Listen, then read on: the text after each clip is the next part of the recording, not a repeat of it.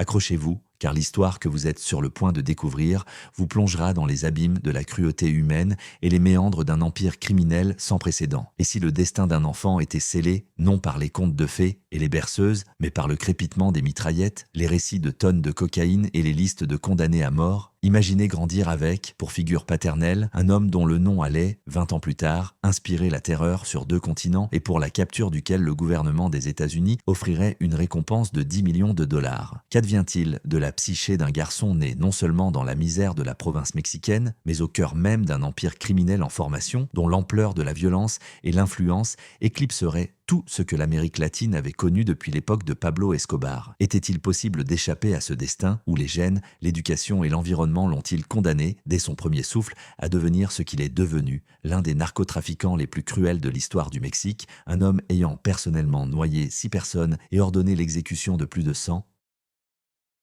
La réponse à ces questions est gravée dans le sang sur les routes de l'État de Jalisco, et cette histoire n'a pas commencé dans des palais somptueux ni des salles d'audience, mais dans un modeste village où la misère et la violence constituaient la seule réalité connue de ses habitants. Rubén Oseguera González est né vraisemblablement entre 1990 et 1991 dans la petite commune d'Aguililla, dans l'État du Michoacán. Ce même territoire qui, au début des années 2000, allait se transformer en l'un des principaux centres de production de méthamphétamine et de marijuana au Mexique. Son père, Nemesio Oseguera Cervantes, que le monde connaîtrait sous le surnom d'El Mencho, n'était alors personne, un simple paysan issu d'une famille pauvre, cultivant des avocats sur les pentes des montagnes de la Sierra Madre, un homme dont les mains étaient recouvertes de callosité à force de travail acharné et dont les poches restaient vides, quelle que fût l'ardeur de son labeur. La mère de Rubén, dont le nom est resté à l'abri des sources publiques pour des raisons de sécurité, était une femme typique de la province mexicaine, silencieuse, soumise au destin, élevant ses enfants dans des conditions où la seule perspective pour les garçons était le choix entre la misère d'un travail légal ou la voie dangereuse mais lucrative du narcotrafic. À Aguililla, il n'y avait aucune illusion sur la manière de gagner de l'argent véritable. Les plantations de pavots à opium et de marijuana, s'étendant dans les vallées montagneuses inaccessibles, nourrissaient la moitié de la population de la région, tandis que l'autre moitié servait les intérêts de ceux qui contrôlaient ces plantations. Mais l'enfance de Rubén n'a pas seulement coïncidé avec des temps difficiles. Elle a coïncidé avec l'une des périodes les plus sanglantes de l'histoire du narcotrafic mexicain. Les années 90 du XXe siècle et la première décennie du XXIe sont devenues l'ère de la redistribution des sphères d'influence, lorsque les anciens cartels s'effondraient sous les coups des concurrents et des forces de l'ordre et que de nouvelles organisations, encore plus cruelles, surgissaient à leur place. Nemesio Oseguera fit alors un choix qui allait changer à jamais le destin de sa famille. Il se rendit illégalement aux États-Unis, comme des millions de ses compatriotes, en quête d'une vie meilleure. Il occupa les emplois les plus modestes en Californie, fit la plonge dans les restaurants, travailla sur les chantiers. Mais parallèlement, il noua des contacts avec les trafiquants de drogue locaux, comprit les mécanismes du marché américain et vit quelles sommes astronomiques les consommateurs de l'autre côté de la frontière étaient là prêts à payer pour ce qui, au Michoacán, coûtait quelques centimes. En 1992, Nemesio fut arrêté par les autorités américaines pour distribution d'héroïne à San Francisco et passa 3 ans dans une prison fédérale, après quoi il fut déporté au Mexique. Mais ces 3 ans ne furent pas vains. Derrière les barreaux, il rencontra des représentants de divers cartels mexicains, apprit l'anglais, mais surtout comprit définitivement que son avenir et celui de sa famille ne résidaient pas dans le commerce légal, mais dans cet océan d'argent et de sang qu'était le narcotrafic. De retour au Michoacán, au milieu des années 90, Nemesio Oseguera ne perdit pas de temps en futilité. Il rejoignit le cartel du millénaire, l'une des organisations de narcotrafic les plus influentes de l'époque, qui contrôlait une grande partie de la production et du transport de méthamphétamine et de marijuana le long de la côte pacifique du Mexique. Le cartel du millénaire était la création des frères Valencia, un clan familial du Michoacán qui, dans les années 90, avait bâti un vaste réseau de production et de distribution de drogue, utilisant les ports de Jalisco et de Colima pour recevoir de la cocaïne d'Amérique du Sud et l'envoyer aux États-Unis via Tijuana et Ciudad Juárez. Nemesio gravit rapidement les échelons de la hiérarchie du cartel grâce à sa cruauté, ses capacités d'organisation et sa connaissance du marché américain. Au début des années 2000, il contrôlait déjà une partie significative de la production de méthamphétamine dans la région et avait établi ses propres canaux d'approvisionnement aux États-Unis, contournant les cartels intermédiaires traditionnels. C'est précisément au cours de ces années, alors que son père passait du statut de quasi-inconnu à celui de figure clé du monde du narcotrafic mexicain, que le jeune Rubén grandit dans une atmosphère où la violence était la norme et l'argent coulait à flot. Pour un enfant dont les premières années conscientes coïncidèrent avec la fin des années 90 et le début des années 2000, la réalité était simple et cruelle. Autour de lui, tous travaillaient pour le cartel, ou avaient peur du cartel, ou mouraient des mains du cartel. Rubén ne fréquenta pas longtemps une école normale. La famille se déplaçait constamment pour échapper aux autorités et aux concurrents. Son éducation fut fragmentaire, dispensée par des précepteurs privés ou lors de courtes périodes de relative stabilité. Mais sa véritable éducation fut ce qu'il voyait quotidiennement. Comment son père donnait des ordres et des gens disparaissaient. Comment des camions chargés de balles de drogue partaient vers le nord et revenaient remplis de liasses de dollars. Comment des villages entiers vivaient dans la terreur des hommes de son père. Comment policiers et fonctionnaires s'inclinaient servilement en recevant des enveloppes pleines de billets. La psychologie d'un enfant qui grandit dans de telles conditions se forge selon des lois éloignées de la normalité. Le pouvoir se mesure à la capacité d'inspirer la peur, la richesse au nombre de personnes prêtes à tuer sur votre ordre, et la vie humaine n'a aucune valeur si elle entrave les intérêts de l'organisation. Cependant, l'existence relativement tranquille au sein de la structure du cartel du millénaire, où Nemesio Oseguera augmentait méthodiquement son influence et sa richesse, prit fin avec une série d'événements qui secouèrent l'ensemble du monde du narcotrafic mexicain et jetèrent les bases de la création de l'organisation criminelle la plus meurtrière du XXIe siècle. Le 29 juillet 2010, dans la ville de Zapopan, État de Jalisco, un événement dont les conséquences se font encore sentir aujourd'hui se produisit. À la suite d'un affrontement avec l'armée mexicaine, Ignacio Coronel Villarreal, mieux connu sous le nom de Nacho Coronel, l'un des trois principaux leaders du cartel de Sinaloa et figure clé de la production de méthamphétamine sur la côte ouest du Mexique, fut tué. Coronel contrôlait les États de Jalisco, Nayarit et Colima, les transformant en une gigantesque usine de production de drogue synthétique, et c'est précisément avec lui que Nemesio Oseguera entretenait des relations d'affaires étroites, fournissant des précurseurs chimiques et assurant la logistique du transport des produits finis. La mort de Coronel créa un vide de pouvoir dans un territoire immense où convergeaient les intérêts de nombreux groupes, et quiconque parviendrait à prendre le contrôle de ces terres deviendrait automatiquement l'un des hommes les plus riches de la planète. Mais déjà avant la mort de Coronel, un conflit mûrissait au sein du cartel du millénaire qui finit par diviser l'organisation en deux factions ennemies. Vers la fin des années 2000, le cartel s'était de fait démembré en plusieurs factions. L'une, dirigée par Oscar Orlando Nava Valencia, connu sous le nom d'El Lobo, le loup, contrôlait les territoires traditionnels au Michoacán, l'autre, à la tête de laquelle se trouvaient Nemesio, El Mencho Oseguera et Eric Valencia Salazar, surnommé L85, se concentra sur Jalisco et les États limitrophes. Les divergences portaient à la fois sur la répartition des profits et sur les décisions stratégiques. La vieille garde du cartel du millénaire suivait des méthodes commerciales conservatrices, évitant la violence excessive et les conflits avec les autorités, tandis que le groupe d'El Mencho prônait une expansion agressive, la conquête de nouveaux territoires et l'usage d'une cruauté extrême envers les concurrents.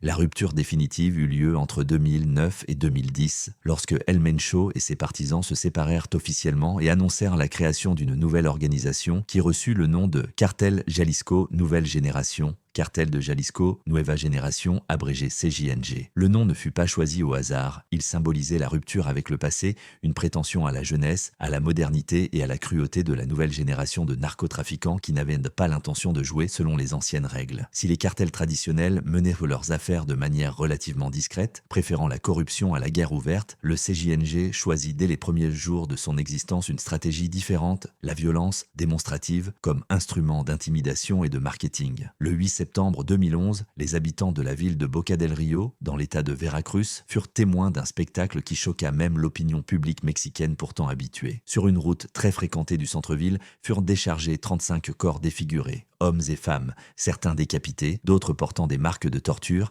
et à côté fut laissée une pancarte indiquant qu'il s'agissait d'une vengeance contre les traîtres et les membres du cartel Los Zetas. C'était la carte de visite du CJNG, un message à tout le monde criminel, une nouvelle force était arrivée, et elle ne connaissait aucune pitié.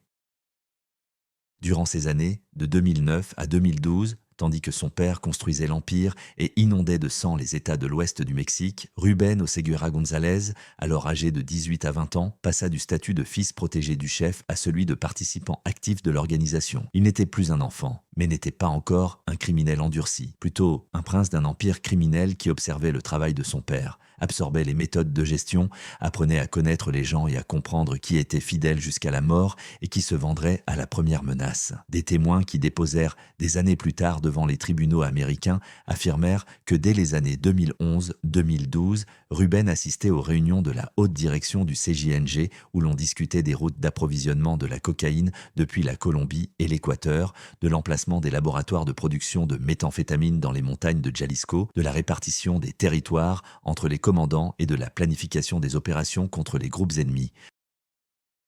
Le principal ennemi du CJNG au début de son existence devint la coalition connue sous le nom de la Resistencia, la Résistance, qui unissait les vestiges du cartel du millénaire, fidèles à la famille Valencia, des gangs locaux de Guadalajara et certaines factions soutenues par le cartel de Sinaloa, qui voyaient dans le renforcement d'El Mencho une menace pour sa propre hégémonie dans la région. La guerre entre le CJNG et la Resistencia transforma Guadalajara, la deuxième plus grande ville du Mexique, capitale culturelle du pays réputée pour son architecture et sa tequila, en une zone de guerre où chaque nuit résonnaient des rafales de mitraillettes et où le matin, on trouvait des corps mutilés avec des narcomessages attachés au cou ou à la poitrine sur les routes. De 2010 à 2012, plus de 5000 meurtres liés aux activités de la criminalité organisée furent enregistrés dans l'état de Jalisco, et la grande majorité d'entre eux étaient attribuables à la guerre entre le CJNG et la Resistencia. Les méthodes étaient monstrueuses. Des personnes étaient retrouvées pendues au pont, démembrées et emballées dans des sacs en plastique, décapitées avec les têtes exposées sur les capots des voitures comme des trophées. Le CJNG utilisait la tactique de terreur absolue empruntée aux Los Zetas. Ne pas se contenter de tuer les ennemis, mais le faire de manière si cruelle et publique que quiconque songerait même minimement à la résistance serait paralysé par la peur. Vers la fin de l'année 2012, le CJNG avait de facto gagné la guerre. La Resistencia avait été écrasée, ses leaders tués ou forcés de fuir le territoire de Jalisco, et El Mencho avait établi un contrôle absolu sur l'État et commencé son expansion dans les régions voisines. Colima, Nayarit, Michoacán, Guanajuato. La puissance financière du cartel augmentait exponentiellement. Selon les estimations de l'agence américaine antidrogue DEA, vers 2013, le CJNG contrôlait la production et le transport d'environ 30% de toute la méthamphétamine entrant aux États-Unis, ce qui rapportait à l'organisation un revenu de plusieurs milliards de dollars par an. Ruben Oseguera reçut à cette époque le surnom de El Menchito, le petit Mencho, ce qui était à la fois un signe de respect pour son origine et un rappel qu'il était l'héritier, le prince destiné à succéder à l'empire de son père. Mais le titre d'héritier dans le monde des cartels mexicains ne s'obtient pas automatiquement par droit de naissance. Il doit être gagné par le sang en prouvant qu'on n'est pas seulement le fils gâté du chef qui vit de l'argent de son père, mais un véritable prédateur capable de prendre des décisions difficiles et de se salir personnellement les mains lorsque les intérêts de l'organisation l'exigent. Les années 2012-2014 furent, pour Ruben Oseguera González, alors âgé de 22 ans, la période de l'initiation où il passa de l'ombre de son père à la lumière, commençant à diriger de manière autonome des opérations, à donner des ordres de meurtre et, chose particulièrement importante pour comprendre sa psychologie, à participer personnellement aux tortures et aux exécutions de ceux que le cartel considérait comme des traîtres ou des ennemis. Au sein du CJNG, une structure hiérarchique claire, similaire à une organisation militaire, avait été mise en place. Au sommet de la pyramide se trouvait El Mencho en tant que leader absolu et stratège. En dessous se trouvaient les commandants régionaux qui contrôlaient certains états ou villes, puis venaient les chefs des plazas, les points de vente et de transport de drogue, et à la base se trouvaient les simples sicarios, tueurs à gages et gardes. El Menchito occupa une position que l'on pourrait définir comme celle du deuxième homme du cartel. Il n'était pas seulement l'un des commandants responsables d'un territoire spécifique, mais remplissait des fonctions de coordinateur entre les diverses branches de l'organisation, transmettait les directives de son père au commandant sur le terrain et, point crucial, était responsable de la sécurité de la haute direction et de l'élimination des menaces internes. Le 17 mai 2013, au restaurant La Leña, dans la ville de Zapopan, banlieue de Guadalajara, se produisit un événement qui devint l'un des premiers crimes publiquement documentés et directement lié au nom d'El Menchito. Ce soir-là, un groupe d'hommes armés, vêtus d'uniformes tactiques noirs et de cagoules, fit irruption dans l'établissement où plusieurs dizaines de clients dînaient alors et ouvrit le feu sur une table spécifique où étaient assis 4 hommes. Les victimes étaient José Luis Delgado Nieve, Jorge Alberto Pérez, Raúl Ambris Magaña et Alejandro Solis. Tous, selon les données de l'enquête, étaient déliés à des groupes hostiles au CJNG et étaient soupçonnés de transmettre des informations aux concurrents sur les routes de transport de drogue. Le meurtre fut planifié avec un calcul froid. Les sicarios avaient étudié à l'avance les habitudes des victimes, savaient où et quand elles se trouveraient, et menèrent l'opération à la manière d'un raid militaire, rapide, efficace, avec des risques minimes pour les assaillants. Des témoins interrogés par la police affirmèrent que les agresseurs agirent professionnellement, ne paniquèrent pas et quittèrent les lieux du crime à bord de 3 voitures qui furent retrouvées incendiées en périphérie de la ville. Des années plus tard, lors du procès aux États-Unis, l'accusation présenta les dépositions d'anciens membres du CJNG affirmant que l'opération avait été planifiée et autorisée personnellement par Rubén Oseguera González qui agissait sur ordre direct de son père, lequel estimait nécessaire de donner une leçon à quiconque oserait collaborer avec les ennemis du cartel. Mais le massacre au restaurant n'était que la pointe de l'iceberg. Au cours de la période allant de 2012 à 2015, le CJNG élimina systématiquement concurrents, informateurs, policiers corrompus qui prenaient l'argent mais ne tenaient pas leurs promesses, journalistes qui écrivaient trop sur les activités du cartel et même des citoyens ordinaires qui, par malchance, se trouvaient au mauvais endroit au mauvais moment. Les méthodes des meurtres choquaient par leur cruauté et leur variété. Les personnes étaient de retrouver démembrées avec les organes internes prélevés, décapitées, dissoutes dans l'acide, brûlées vives dans des barils d'essence. El Menchito, selon les témoignages rendus lors de son procès devant un tribunal fédéral américain, assista personnellement aux tortures et aux exécutions d'au moins 6 personnes, qu'il noya de ses propres mains dans des baignoires remplis d'eau, immergeant lentement la tête des victimes sous l'eau et observant leur agonie. Cette méthode de mise à mort, la noyade, devint sa marque de fabrique. Une manière de démontrer un pouvoir absolu sur la vie et la mort, la possibilité de ôter la vie à un être humain de la manière la plus lente et la plus douloureuse possible, personnellement, sans recourir au service de mercenaires. La base financière du pouvoir du CJNG est par conséquent Del Menchito résidait dans la production et le transport de drogues synthétiques, principalement la méthamphétamine. Vers 2013, le cartel avait créé un vaste réseau de laboratoires clandestins disséminés dans les zones montagneuses des États de Jalisco, Colima et Michoacán, où étaient produites des tonnes de méthamphétamine cristalline, connues dans les rues américaines sous le nom d'Uis ou de cristal. Les précurseurs chimiques nécessaires à la synthèse, pseudoéphédrine, éphédrine, phosphore, étaient achetés en Chine en énormes lots via des sociétés écrans et livrés dans les ports mexicains de Manzanillo et Lázaro Cárdenas dans des conteneurs déclarés comme produits chimiques, industriels ou engrais. Selon les estimations de la DEA, vers 2014, le CJNG produisait de 50 à 70 tonnes de méthamphétamine par an, ce qui représentait près d'un tiers de tout le volume de cette drogue consommée aux États-Unis. Le profit était astronomique. 1 kilogramme de méthamphétamine coûtait au cartel environ 300 à 500 $ en termes de production et était vendu aux distributeurs en gros aux États-Unis pour 8 000 à 12 000 $, garantissant une marge 20 fois supérieure. Cependant, les profits gigantesques et l'expansion rapide du CJNG ne pouvaient passer inaperçus aux yeux des concurrents et vers 2014, le cartel Del Mencho se retrouva impliqué dans des conflits simultanément sur plusieurs fronts, transformant de vastes territoires du Mexique en une zone de guerre permanente où le bilan des tués se comptait par milliers et les méthodes de combat dépassaient en cruauté tout ce que le pays avait vu depuis l'époque de la Révolution du début du XXe siècle.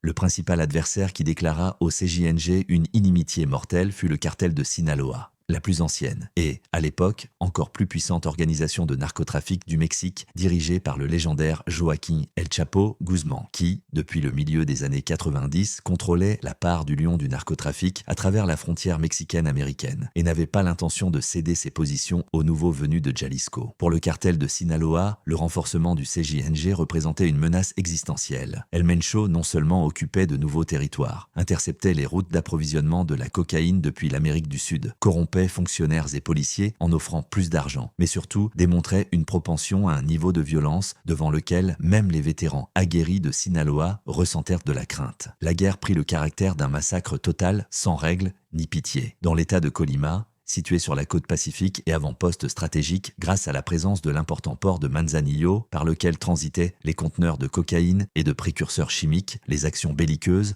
entre le CJNG et les groupes alliés de Sinaloa atteignirent une telle intensité que le gouvernement fédéral fut contraint d'envoyer des unités de l'armée dans la région. De 2013 à 2015, plus de 2000 meurtres liés aux activités de la criminalité organisée furent enregistrés à Colima, faisant de ce petit État d'une population de seulement 700 000 habitants l'un des endroits les plus dangereux de la planète, avec un taux d'homicide de 93 pour 100 000 habitants. À titre de comparaison, aux États-Unis, ce taux est de 5 pour 100 000. Des cadavres étaient retrouvés quotidiennement, dans les fossés au bord des routes, sur les places publiques, pendus au pont, démembrés et emballés dans des sacs en plastique avec des narcomessages où chaque faction accusait l'adversaire de lâcheté et menaçait de vengeance encore plus atroce. Parallèlement, le CJNG menait une guerre sur un autre front, contre les Los Zetas et leurs alliés dans les États de l'Est du Mexique, principalement à Veracruz et Tamaulipas. Les Los Zetas, créés à la fin des années 90 comme un groupe paramilitaire d'élite composé de déserteurs des forces spéciales mexicaines, contrôlaient vers les années 2010 de vastes territoires dans l'Est du pays et s'étaient forgé la réputation des criminels les plus cruels et impitoyables de l'histoire du Mexique, pratiquant des massacres de civils, des enlèvements de migrants et la dissolution des victimes dans l'acide. Mais le CJNG n'était pas en reste en termes de cruauté. Le 31 août 2012, les habitants de la ville de Cadereyta, dans l'état de Nuevo León, découvrirent sur la route centrale 49 corps démembrés, hommes et femmes dont certains avaient eu la tête, les mains et les jambes coupées, puis dispersés sur la route. À côté fut laissée une pancarte au nom du CJNG indiquant qu'il s'agissait d'une réponse aux Los Zetas pour leur présence dans les territoires que le cartel del Mencho considérait comme siens. L'autopsie révéla que de nombreuses victimes étaient vivantes au moment du démembrement et que certains corps portaient des marques de torture ayant duré des heures. Dans cette guerre sur plusieurs fronts, El Menchito ne jouait pas le rôle d'un stratège de bureau, mais celui d'un commandant de terrain qui coordonnait personnellement les opérations, se rendait dans les points chauds et, selon les témoignages, participait aux interrogatoires des ennemis capturés. D'anciens membres du CJNG, capturés par les autorités et acceptant de collaborer en échange d'une réduction de peine, racontèrent que Rubén Oseguera donna personnellement des ordres pour l'exécution de dizaines de personnes soupçonnées de travailler pour les concurrents et fut présent lors de tortures pendant lesquelles les victimes étaient frappées à coups de batte de baseball, brûlées au fer rouge, privées de doigts et de membres pour les contraindre à révéler des informations sur les plans de l'adversaire.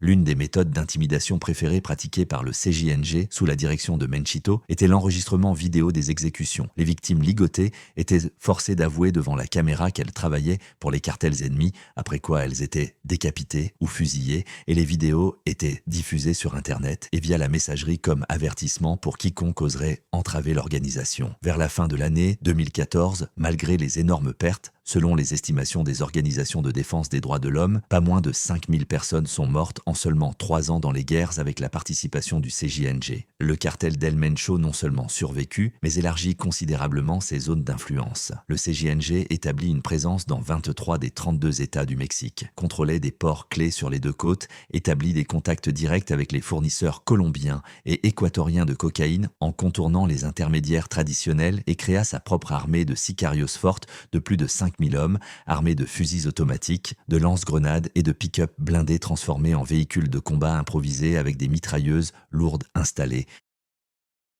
El Menchito s'affirma définitivement durant ces années comme le deuxième homme du cartel, l'héritier du trône dont la cruauté et les capacités organisationnelles lui valurent le respect même parmi les criminels les plus endurcis de l'organisation. Toutefois, toute cette expansion sanglante, toutes ces milliers de morts et ces territoires conquis s'inscrivaient encore dans le cadre de la guerre des cartels habituels au Mexique, cruelle, impitoyable, mais limitée au milieu criminel, où les principales victimes étaient les membres des groupes rivaux, les policiers corrompus et les témoins occasionnels. Le CJNG, malgré son agressivité, cherchait à éviter les affrontements directs à grande échelle avec les autorités fédérales, comprenant qu'une guerre ouverte avec l'État ne pouvait se terminer que d'une seule manière, par la destruction totale de l'organisation. Mais le 1er mai 2015, un événement se produisit qui changea à jamais la nature du conflit et transforma le CJNG d'un cartel de narcotrafic ordinaire en une organisation terroriste qui défiait l'État lui-même, démontrant une puissance militaire qui fit sursauter non seulement les autorités mexicaines, mais aussi les services secrets américains qui observaient l'évolution de la situation de l'autre côté de la frontière.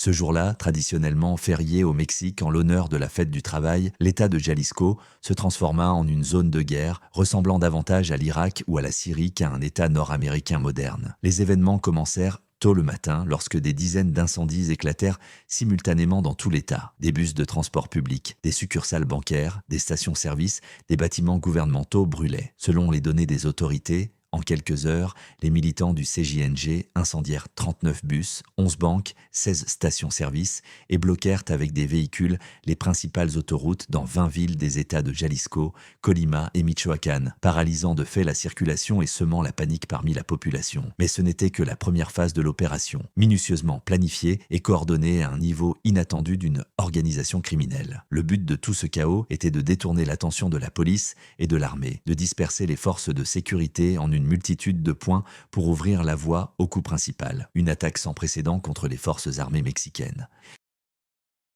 Vers 11 heures du matin, un hélicoptère militaire Eurocopter AS-532 Cougar de l'armée de l'air mexicaine, à bord duquel se trouvaient 15 personnes, 12 militaires, un policier et 2 spécialistes civils effectuaient un vol de reconnaissance au-dessus de la commune de Villa Purification, cherchant à localiser les sources des incendies et à identifier les positions des militants du cartel. Les pilotes ne savaient pas que, en dessous, parmi les arbres et les bâtiments, les sicarios du CJNG les prenaient déjà pour cible, armés de RPG-7, des lance-roquettes soviétiques que le cartel achetait sur le marché noir des armes par l'intermédiaire de passeurs en Amérique centrale et au Venezuela. Lorsque l'hélicoptère s'abaissa pour une meilleure vue du terrain, un tir de lance-roquettes fut déclenché depuis le sol. La grenade anti-char toucha l'arrière de l'appareil, endommageant le rotor de queue et le système de commande. Le pilote tenta de faire atterrir l'hélicoptère en chute, mais l'appareil s'écrasa au sol à une vitesse énorme, se transformant instantanément en un amas de débris en feu. 9 personnes moururent sur le coup, dont le colonel Julio César Moreno Vivanco, commandant de l'opération. Les autres subirent de très graves blessures.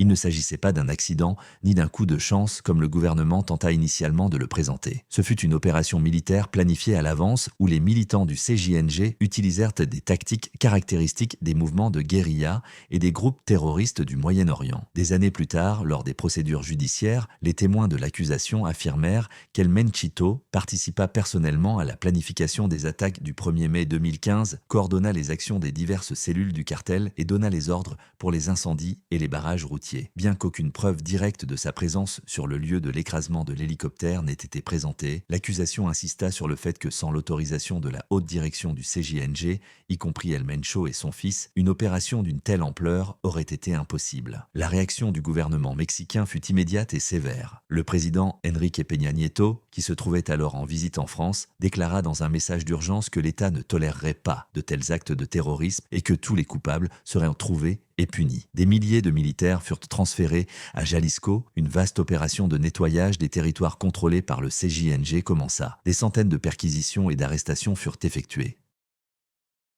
Mais le cartel avait déjà démontré ce qu'il voulait. Il avait montré qu'il possédait une puissance militaire capable de défier l'État et qu'il était prêt à appliquer cette puissance sans hésitation. Pour El Menchito, ce jour devint le point de non-retour. Après le 1er mai 2015, il passa du statut d'héritier d'un empire criminel à celui de l'un des terroristes les plus recherchés de l'hémisphère occidental, dont la capture devint la priorité numéro 1 pour les services secrets mexicains et américains. La chasse à El Menchito après les événements du 1er mai devint une affaire de prestige national pour le gouvernement mexicain, qui ne pouvait se permettre que le fils du chef d'un cartel ayant de fait déclaré la guerre à l'État continue de circuler librement, démontrant son impunité. Les services secrets travaillèrent jour et nuit, surveillant les conversations téléphoniques, utilisant la reconnaissance satellitaire, interrogeant les membres capturés du CJNG et leur extorquant des informations sur la position de la direction du cartel. Le 23 juin 2015, moins de 2 mois après l'attaque de l'hélicoptère militaire, la chance sourit enfin aux autorités. Une unité de la police fédérale mexicaine, agissant sur la base d'informations fournies par la DEA américaine, mena une opération dans la ville de Zapopan, banlieue de Guadalajara, où, dans l'une des caches, fut retrouvé Rubén Oseguera González, alors âgé de 25 ans.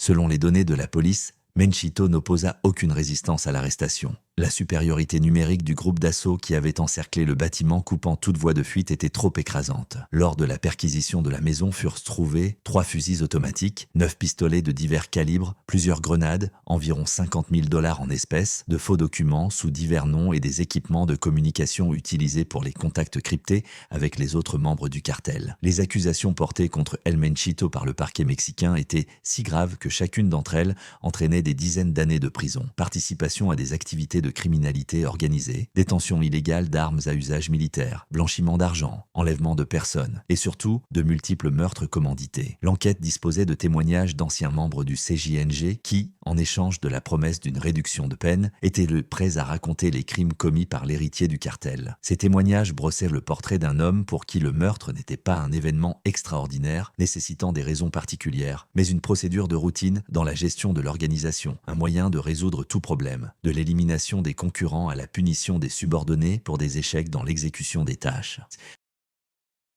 Le 13 août 2015, Rubén Oseguera fut transféré au Centre fédéral de réhabilitation sociale numéro 1 Altiplano, situé dans la commune d'Almoloya de Juárez de l'État de Mexico. La même prison de haute sécurité d'où, un mois avant l'arrestation de Menchito, Joaquín El Chapo Guzmán s'était évadé par un tunnel souterrain, provoquant un scandale colossal et la démission de hauts fonctionnaires pénitentiaires. Les autorités étaient au moins décidées à ne pas permettre la répétition de la situation. El Menchito fut placé dans une cellule d'isolement maximale où il était sous vidéosurveillance 24 heures sur 24. Ses contacts avec le monde extérieur furent réduits au minimum, les visites strictement limitées et n'avaient lieu qu'en présence d'une garde. Et toute livraison de l'extérieur était minutieusement contrôlée pour vérifier la présence d'objets interdits ou de messages codés. Mais même ces mesures draconiennes ne purent isoler complètement Menchito de la gestion des affaires du cartel. La corruption dans le système carcéral mexicain était si profonde que même à l'Altiplano, se trouvaient des gardes et des administrateurs prêts, moyennant une compensation adéquate, à transmettre lettres, téléphones ou messages entre le détenu et ses hommes en liberté. C'est précisément pendant sa détention dans la prison mexicaine de 2015 à 2020 que les détails les plus atroces sur les activités criminelles d'El Menchito émergèrent, constituant par la suite la base de l'acte d'accusation devant le tribunal américain. D'anciens sicarios du CJNG, capturés par les autorités et consentant à collaborer en échange d'une réduction de peine, témoignèrent que Rubén Oseguera ordonna personnellement l'exécution de plus de 100 personnes entre 2012 et 2015. Mais la révélation la plus choquante fut les témoignages selon lesquels Menchito ne se contentait pas d'autoriser les exécutions. Il participa personnellement à la mise à mort d'au moins 6 personnes, qu'il noya de ses propres mains dans des baignoires ou des barils remplis d'eau, immergeant méthodiquement la tête des victimes sous l'eau et la maintenant là, jusqu'à ce qu'elle cesse de respirer. Cette méthode d'exécution exigeait une force physique, une résistance sadique et une absence totale d'empathie, qualité qu'El Menchito démontrait en abondance, transformant le processus de mise à mort en un acte personnel d'affirmation de pouvoir sur la vie et la mort. L'arrestation d'El Menchito aurait pu être un tournant pour toute autre organisation criminelle, où le retrait du deuxième homme aurait conduit au chaos, à des guerres intestines pour le pouvoir et à l'effondrement de la structure. Mais le CJNG se révéla ne pas être un cartel ordinaire, c'était une machine si bien huilée et impitoyable que même la détention d'un des leaders clés dans une prison de haute sécurité n'arrêta pas et en un sens accéléra son expansion. De 2015 à 2020, pendant que Rubén Oseguera se trouvait derrière les barreaux de l'Altiplano, son père El Mencho transforma le cartel d'une force régionale contrôlant quelques États occidentaux en une corporation de la mort nationale et même transnationale, dont les tentacules pénétrèrent dans 23 des 32 États mexicains et s'étendirent à travers l'océan jusqu'aux côtes de l'Amérique du Sud, de l'Europe et de l'Asie. La géographie de la présence du CJNG à la fin de la décennie couvrait les États de Jalisco, Nayarit, Aguascalientes, Colima, Guanajuato, Veracruz, Basse-Californie du Sud, Sonora, Chihuahua, Coahuila, Zacatecas, Michoacán, Guerrero, Oaxaca, Quintana Roo, Chiapas, Tabasco, Querétaro, Tamaulipas, Hidalgo, San Luis Potosí, État de México, Morelos et Puebla. Une liste plus proche d'un rapport sur une occupation militaire que des zones d'influence d'un groupe criminel.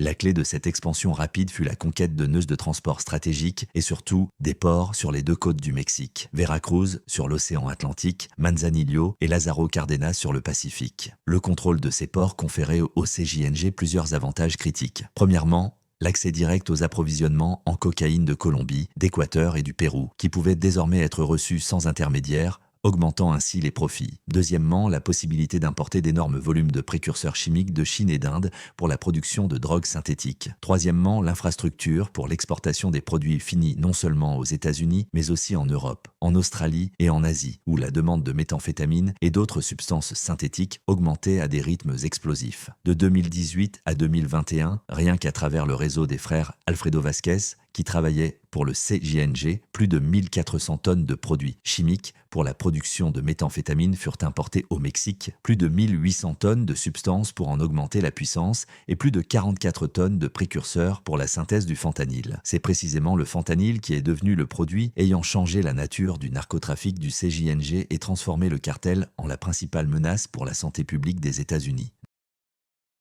Avant 2015, la majeure partie du fentanyl arrivant sur le marché américain était produite en Chine et expédiée directement par voie postale ou en petits lots à travers la frontière. Mais lorsque le gouvernement chinois, en 2019, introduisit l'interdiction de production et de vente de fentanyl et de ses analogues sous la pression des États-Unis, les cartels mexicains, et en premier lieu le CJNG et le cartel de Sinaloa, y virent une opportunité de monopoliser le marché. Ils créèrent un réseau de laboratoires clandestins où les précurseurs chinois étaient synthétisés en fentanyl pur, qui était ensuite pressé en comprimés extérieurement indiscernables des analgésiques légaux de type oxycodone ou Xanax, mais contenant des doses mortelles de l'opioïde synthétique. L'économie de la production de fentanyl était tout simplement fantastique. Un kilogramme de précurseur coûtait environ $3000, et en produisait un kilogramme de fentanyl pur qui, après dilution, se transformait en des dizaines, voire des centaines de milliers de comprimés au prix de 5 à $20, chacun dans les rues des villes américaines, garantissant un profit de dizaines de milliers de points de pourcentage. Mais ce profit avait un coût monstrueux, mesuré en vies humaines. Vers 2020, les overdoses de fentanyl et d'autres opioïdes synthétiques tuaient plus de 70 000 Américains chaque année, transformant la crise des opioïdes en la plus grande épidémie de mortalité par drogue de l'histoire des États-Unis. Pratiquement chacun de ces décès était lié à des produits fabriqués ou transportés par le CJNG ou d'autres cartels mexicains. Et bien qu'El Menchito se trouvât en prison au moment où le cartel lança la production de masse de fentanyl, la justice américaine estima que lui, en tant qu'un des architecte de la stratégie du cartel, était complice de ce génocide. L'acte d'accusation indiquait clairement que les décisions concernant le passage aux drogues synthétiques avaient été prises par la haute direction du CJNG, y compris El Mencho et son fils, déjà avant l'arrestation de ce dernier en 2015. Parallèlement à l'expansion du fentanyl, le CJNG poursuivait les guerres sur une multitude de fronts à l'intérieur du Mexique, et ces conflits devenaient toujours plus sanglants. En 2017, une faction dirigée par un ancien allié proche d'El Mencho, nommé Carlos Enrique Sanchez Martinez, connu sous le nom d'El Cholo, se sépara du cartel, créant un nouveau groupe appelé Cartel Nueva Plaza et s'alliant au cartel de Sinaloa. La raison de la scission résidait à la fois dans les ambitions personnelles d'El Cholo et dans son mécontentement face à la cruauté excessive des méthodes du CJNG et à la centralisation de tout le pouvoir entre les mains de la famille Oseguera. La guerre entre le CJNG et le Nueva Plaza transforma Guadalajara, ville de plus de 5 millions de personnes, en une zone de meurtre quotidien. Des corps démembrés étaient retrouvés dans les rues, des têtes étaient placées dans des boîtes et laissées devant les bâtiments gouvernementaux. Des familles entières étaient exterminées pour leur lien avec la faction adverse. De 2017 à 2020, plus de 8000 meurtres liés à la criminalité organisée furent enregistrés dans l'État de Jalisco. Cependant, une prison mexicaine, aussi sévère que l'Altiplano, pour un homme portant le nom d'Oseguera et disposant des ressources financières de l'un des cartels les plus riches du monde, n'a jamais été une garantie d'isolement total du monde extérieur. L'histoire des évasions de barons de la drogue de cette prison, y compris El Chapo Guzman évadé à 2 reprises, servait de rappel constant que l'argent peut ouvrir n'importe quelle porte et corrompre n'importe quelle garde. C'est précisément pour cette raison que, dès l'arrestation d'El Menchito en 2015, le gouvernement des États-Unis entama une campagne intense pour son extradition sur le territoire américain, où il pourrait être jugé selon les accusations fédérales de complot en vue de distribuer de la drogue, de blanchiment d'argent et de participation à des activités criminelles continues, des délits qui prévoient la prison à vie sans possibilité de libération conditionnelle. Le processus d'extradition dans le système juridique mexicain est extrêmement complexe et peut traîner en longueur pendant des années grâce à de multiples recours, manœuvres légales et à la corruption à tous les niveaux du système judiciaire où les avocats engagés par les cartels exploitent chaque faille législative pour retarder ou bloquer complètement la remise de l'accusé aux autorités américaines. De 2017 à 2020, le destin de Rubén Oseguera resta suspendu à un fil entre les juridictions mexicaines et américaines. Ses avocats déposèrent des dizaines de recours contestant la légitimité des accusations, citant des violations de procédure lors de l'arrestation, exigeant que l'affaire soit examinée exclusivement par les tribunaux mexicains. Mais la pression de Washington était colossale. Les autorités américaines considéraient le CJNG non pas simplement comme un autre cartel de narcotrafic, mais comme une organisation terroriste transnationale responsable de la mort de dizaines de milliers de citoyens américains par overdose de fentanyl et de méthamphétamine. Et la capture de l'un des leaders de cette organisation était une question de sécurité nationale. L'agence antidrogue DEA fournit aux autorités mexicaines des montagnes de preuves, des conversations téléphoniques interceptées où El Menchito discutait des livraisons de tonnes de drogue, des enregistrements de transferts de millions de dollars via des sociétés écrans, des témoignages de déserteurs du CJNG prêts à témoigner contre lui en échange de protection et de réduction de leur peine, des vidéos de caméras de surveillance immortalisant sa présence dans des lieux où des corps d'assassinés furent ensuite retrouvés. Le 27 février 2020, après 4 ans et 8 mois d'arrestation, Rubén Oseguera González fut officiellement extradé aux États-Unis et remis aux US Marshals à l'aéroport international de Toluca, d'où il fut transporté par un vol spécial à Washington, où l'attendait la première audience au tribunal de district du district de Columbia. Le moment de l'extradition fut organisé avec la plus grande discrétion. Les autorités ne divulguèrent ni l'heure exacte de la remise, ni le trajet suivi, craignant des tentatives de libération de la part des forces du CJNG, qui avaient démontré à plusieurs reprises par le passé leur propension à attaquer des convois de prisonniers à l'aide de pick-up blindés et d'armements lourds. Les photographies publiées par les médias américains après l'extradition montraient El Menchito en combinaison orange de détenu, les mains et les pieds enchaînés, entouré d'agents fédéraux armés jusqu'aux dents. Une image radicalement différente du portrait du prince omnipotent du cartel qu'il était encore 5 ans auparavant dans les rues de Guadalajara. L'acte d'accusation présenté par le procureur fédéral comprenait plusieurs points clés, chacun étant étayé par des preuves détaillées recueillies au cours d'années d'enquêtes internationales. La première accusation portait sur la conspiration visant à distribuer 5 kg ou plus de cocaïne, méthamphétamine et héroïne destinée à l'importation aux États-Unis. Un délit qui suppose automatiquement une peine minimale de 10 ans et maximale de la prison à vie. La deuxième accusation concernait l'utilisation d'armes à feu lors de la commission de crimes liés à la drogue, ce qui ajoutait 30 ans obligatoires supplémentaires à toute condamnation. Les troisième et quatrième accusations portaient sur la conspiration internationale en matière de blanchiment d'argent. Le parquet soutenait qu'El Menchito contrôlait un réseau de sociétés écrans au Mexique, aux États-Unis, au Panama et dans d'autres pays, à travers lesquels transitaient des centaines de millions de dollars de revenus du cartel, masqués en opérations commerciales légales. Chacune de ces accusations décrivait en détail des épisodes spécifiques, date d'expédition de lots de drogue, nom de courrier et de distributeur, adresse d'entrepôt, numéro de compte bancaire, route de transport transfrontalière. Les conditions de détention d'El Menchito dans la prison américaine différaient radicalement de celles de l'altiplano mexicain. Il fut placé dans un centre de détention avec un régime de sécurité spéciale où il se trouvait en cellule d'isolement 23 heures par jour, ayant droit à 1 heure de promenade dans une cour clôturée sous la surveillance des gardes et des caméras. Toutes ses conversations avec les avocats étaient enregistrées, toute la correspondance contrôlée, les visites complètement interdites à l'exception des représentants de la défense. C'était un isolement conçu spécifiquement pour priver le détenu de toute possibilité de diriger des activités criminelles de l'extérieur ou d'organiser une évasion. Dans un tel contexte, El Menchito n'avait plus que 2 voies, soit admettre sa culpabilité et collaborer avec l'enquête dans l'espoir d'une réduction de peine, soit aller en procès et risquer de recevoir la peine maximale. La réaction du CJNG à l'extradition fut prévisible. Le cartel lança une campagne de menaces et d'intimidation visant quiconque pourrait témoigner contre El Menchito. Au Mexique, plusieurs anciens membres de l'organisation soupçonnés de collaboration avec les autorités américaines furent tués et leurs corps, mutilés avec des narcomessages, furent laissés dans les rues comme avertissement pour d'autres potentiels traîtres. Mais aucune menace de la part du cartel ne pouvait arrêter la machine de la justice américaine qui, contrairement au système mexicain, est pratiquement incorruptible et travaille avec une efficacité impitoyable, surtout lorsqu'il s'agit d'affaires ayant un retentissement national. Entre le moment de l'extradition en février 2020 et le début du procès judiciaire, plus de 4 ans s'écoulèrent, durant lesquels le procureur fédéral prépara méticuleusement la base de preuves, travailla avec les témoins, analysa des terabytes de messages interceptés et de documents financiers, et construisit des chaînes de liens entre El Menchito et des crimes spécifiques commis par le CJNG au cours de plus de 10 ans de son activité au sein de l'organisation.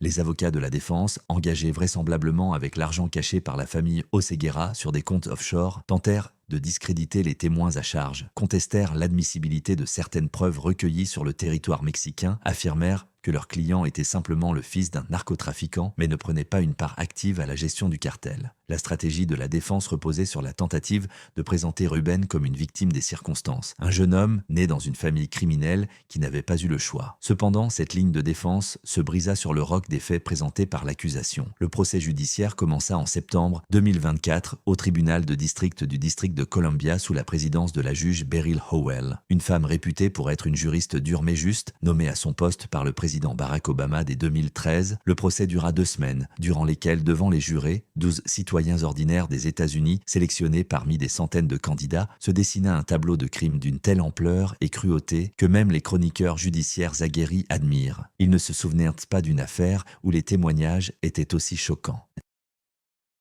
Les témoins clés de l'accusation furent 4 anciens membres de haut rang du CJNG qui acceptèrent de collaborer avec les autorités en échange d'une réduction significative de leur propre peine et de leur inclusion dans le programme de protection des témoins. Leurs identités ne furent pas divulguées publiquement. Dans les documents judiciaires, ils figurèrent sous les désignations codées témoin 1, témoin 2, etc. Mais leurs dépositions furent si détaillées et se confirmèrent mutuellement de telle sorte à ne laisser aucun doute sur leur véracité. Le premier témoin, un ancien commandant régional du CJNG responsable des opérations dans l'État de Colima de 2013 à 2016, raconta à la cour la structure de commandement du cartel et le rôle joué par El Menchito comme maillon de liaison entre El Mencho et les commandants sur le terrain. Il témoigna que Ruben Oseguera assistait régulièrement aux réunions de la haute direction où l'on discutait des routes de transport de drogue, de la répartition des territoires entre les factions du cartel et, chose particulièrement importante, où l'on prenait les décisions concernant l'élimination de personnes qui représentaient une menace pour l'organisation.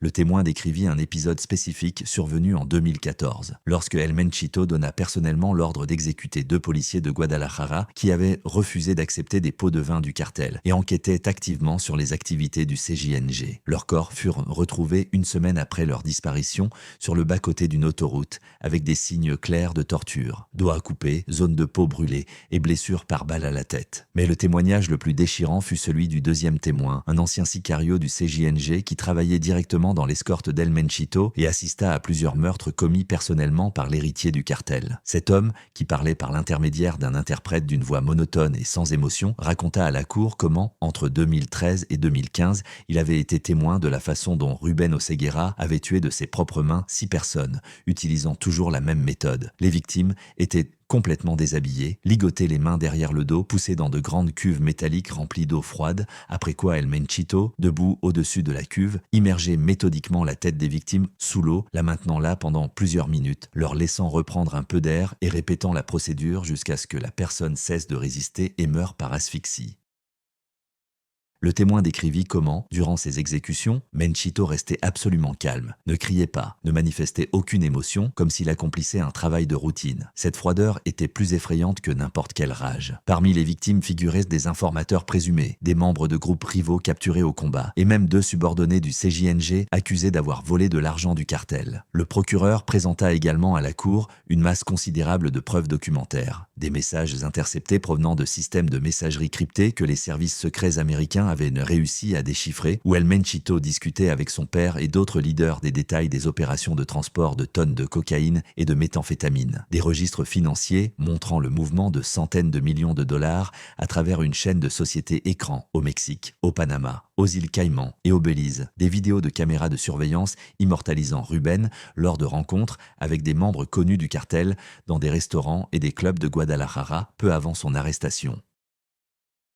L'une des pièces à conviction les plus impressionnantes de l'accusation consistait en un schéma détaillé élaboré par les analystes de la DEA montrant la structure du CJNG à la date de 2015. Au sommet de la pyramide se trouvait El Mencho, directement sous lui. El Menchito comme deuxième figure et coordinateur des opérations, et en dessous, des dizaines de commandants régionaux, des centaines de cellules de sicarios et des milliers de travailleurs de base engagés dans la production et la vente de drogue. Ce schéma démontrait visuellement aux jurés que Ruben Oseguera n'était pas simplement le fils du chef, mais un participant actif et l'un des dirigeants d'une gigantesque machine criminelle. Après 2 semaines d'audience, de déposition de témoins, d'examen de documents et de visionnage de matériel vidéo, les jurés se retirèrent pour délibérer, ce qui dura moins de 8 heures Un temps étonnamment court pour une affaire d'une telle complexité, ce qui indiquait en soi à quel point les preuves de l'accusation étaient convaincantes. Lorsque les jurés revinrent en salle d'audience, leur verdict fut unanime sur les 4 chefs d'accusation. Coupables de conspiration en vue de distribuer de la cocaïne, de la méthamphétamine et de l'héroïne. Coupables d'utilisation d'armes à feu lors de la commission de crimes liés à la drogue. Coupables de conspiration internationale en matière de blanchiment d'argent en 2 épisodes distincts.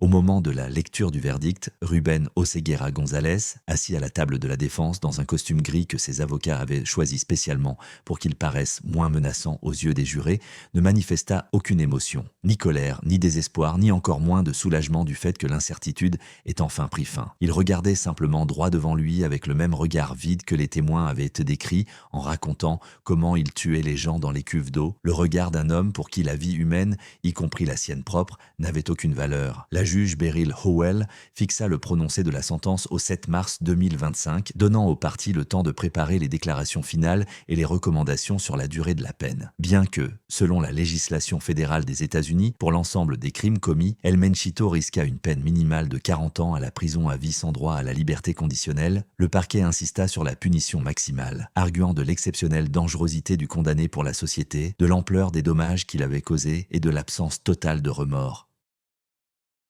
Dans sa déclaration avant le prononcé de la sentence, l'assistant du procureur général, à la tête de l'affaire pour l'accusation, qualifia Rubén Oseguera González de un des narcoterroristes les plus cruels et dangereux de la modernité, dont l'activité au sein du CJNG a entraîné la mort de milliers de personnes au Mexique et de dizaines de milliers de citoyens américains morts par overdose de drogue que son cartel produisait et transportait. Le parquet présenta des statistiques glaçantes. Entre 2012 et 2015, lorsque El Menchito occupait des postes de commandement au sein du CJNG, le cartel était responsable d'au moins 3000 meurtres sur le territoire du Mexique. Et ce n'étaient que les cas officiellement documentés par les forces de l'ordre. Le nombre réel de victimes, y compris les disparus et ceux dont les corps avaient été dissous dans l'acide ou enterrés dans des fosses anonymes dans les montagnes, pouvait être 2 ou 3 fois supérieur.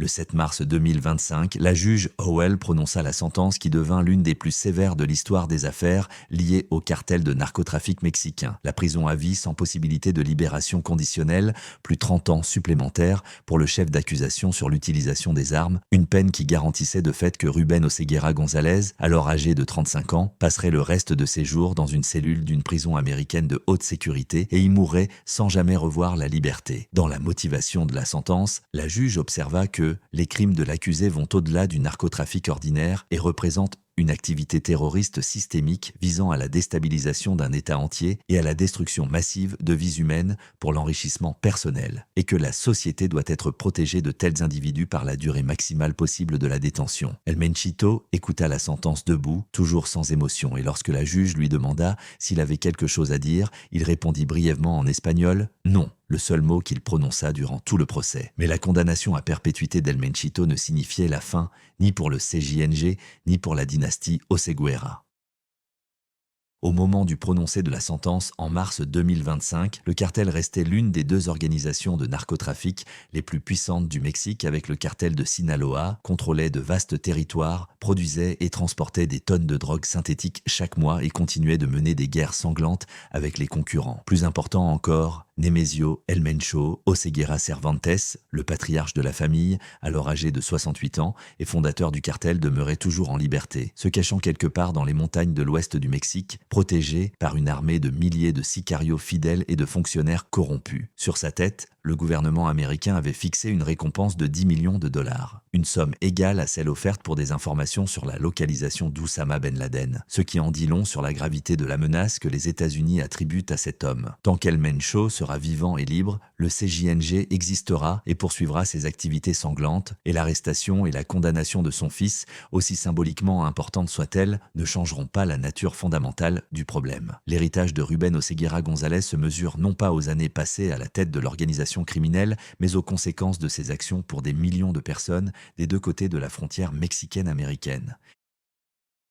La crise du fentanyl, dans le déclenchement de laquelle le CJNG a joué un rôle clé, continue de tuer plus de 100 000 Américains chaque année à la date de 2025. C'est plus que toutes les pertes américaines durant la guerre du Vietnam en 10 ans de combat. Au Mexique, la violence engendrée par les guerres entre les cartels a conduit à ce que des régions entières du pays se trouvent de fait sous le contrôle des organisations criminelles, où l'État n'existe que nominalement et le pouvoir réel appartient à des personnes munies de fusils d'assaut et de lance-grenades. L'histoire d'El Menchito n'est pas celle d'un bandit révolutionnaire romantique, comme la culture de masse a tenté de présenter Pablo Escobar. C'est l'histoire d'un monstre engendré par un système où la misère, la corruption et la demande de drogue ont créé les conditions idéales pour l'épanouissement d'une criminalité organisée d'une ampleur inédite. Rubén Oseguera est né à l'ombre de l'empire que son père construisait. Il a grandi dans une atmosphère de violence et d'argent gagné dans le sang, et il est devenu lui-même l'architecte d'une horreur qui s'est répandue bien au-delà des frontières de son Mexique natal. Sa sentence, la prison à vie plus 30 ans, n'est pas la fin de l'histoire, mais seulement l'un des chapitres de l'interminable guerre contre la drogue qui dure depuis un demi-siècle et ne montre aucun signe de conclusion.